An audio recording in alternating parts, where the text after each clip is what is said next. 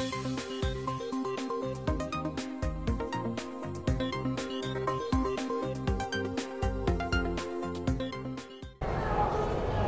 guys, I'm Tom with cellphonetrek.com, and today I have Joel with Motorola Mobility. He has the brand new Droid Razr Maxx for the Verizon Wireless network. It's a great LTE 4G device. And Joel, tell us a little bit about it. Tell us some of the specs, what kind of apps are on here. You know, why should I buy this device, Joel? This is the Droid Razr Maxx, the world's largest battery. It's got as you can see, it's great design. We really stuck with the thin design, following the Droid Razr, the previous Droid Razr. Keep with this. You can see it's got a very, very thin design. The front is a 4.3-inch Super AMOLED Advanced display. It's 35 more pixels than the Super AMOLED Plus. Also has a very, very quick 1.2 gigahertz dual-core processor. Very fluid, very quick. Also has a front-facing webcam to video chat in HD. On the back here, we've given it a very sturdy Kevlar fiber composite backing. This gives it a maximum strength with minimum thinness, trying to keep it really, really strong. It's got an HD 1080p video capture and playback, so you've got amazing multimedia capabilities. As you notice, it's thin, so along with the Razr franchise, we're keeping with the thin, amazingly thin device. The original Droid Razr was 7.1 millimeters thin, so this is 8.3 millimeters thin. And the reason why we've increased it is because of the battery. What we've done here with it is given it an amazing battery. It's a 3,300 milliamp battery, which is the largest on the market this time. So I like to say, to put it into real terms, it gives you 21.5 hours of talk time, which is incredible. I don't even think Tom can keep up with that. But what we've done also is you got 8 hours of video playing back to back. Another thing here at CES, you can go from Las Vegas to LA and back using the GPS, all on a single charge. So incredible, 3,300 milliamps. The other phones, the average is about 1,900 milliamps. The Droid Razr had the 1,730 milliamp battery. So you can see there's quite a bit more, all in a compact design. Still very thin. I mean, it's under 9 millimeters, right? Yes. Under 9 millimeters beats 90% of the phones on the market right there. And it beats 90% of the phones, and no other phone can come close to that type of battery.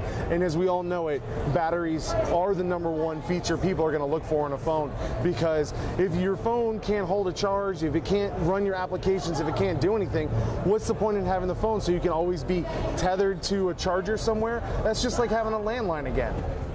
You bet. So the idea here is to give them 3,300 milliamps, plenty of batteries to video chat, game, email, stream movies, whatever you like. No worries about the battery.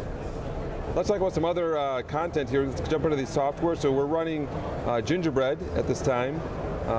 Motorola has announced that we will update to Ice Cream Sandwich sometime in Q2. So we're excited about that. Something that's unique to Motorola phones is called MotoCast. So it's our exclusive kind of a personal cloud solution. It's integrated into both the music and gallery. As you can see here at the lower left of the screen, it's MotoCast. What it does is that it pulls up pictures that are remotely saved to your PC. So the idea is to access all of these pictures. These pictures are saved on a PC in Chicago that are being streamed to it, pictures and videos. It also does movies, documents, music as well. So there's no need to move content back and forth between the device. Create the MotoCast username and ID, load it onto your PC, and pick what content you want to be streamed to the phone, and it's instantly streamed. Now, one question I did have is we saw MotoCast on the Droid Razr. I believe it's also on the Zyborg as well. Yes. My question is you can stream to your phone from a PC. Now, what about videos that I capture on the phone? What if I want to stream that back to my home computer? So the auto archive feature is not included in the software yet. So but eventually it's something I can't. We can't discuss at this time. We're continually, trying to really give a robust solution for that. So, It's just definitely a question. I know a couple of readers have asked me about it. I figured I'd ask you. Good question, yeah. Definitely something that it's obviously under top secret wraps, so we won't press you too hard on it here, Joel. And I appreciate that. Let's talk about Smart Actions. So what Smart Actions is another great example of how Motorola takes the software and the hardware and works it together to provide a really strong solution. Smart Action is all about doing more with your phone. So it gives you the ability to take what's on the phone. For instance, let's go about the nighttime battery saver. Or, let's go with the nighttime battery saver. With Smart Actions, it's all about triggers and actions. So for instance, any sort of trigger will then obviously result in an action. We've got here, let's say for instance the phone, it's a nighttime, so it's 10 o'clock, the display is off, and my phone is not charging and I'm not using the phone. If all of these triggers are aligned, it will result in an action. So you can see here the Smart Action is set up to do background data sync. So it turns it off to allow the battery to continue to go. You can customize it though. You can have it send a text message, send a notification, even start playing a playlist if that was the case. But any way to get your attention to say, hey, plug in the phone, keep it going.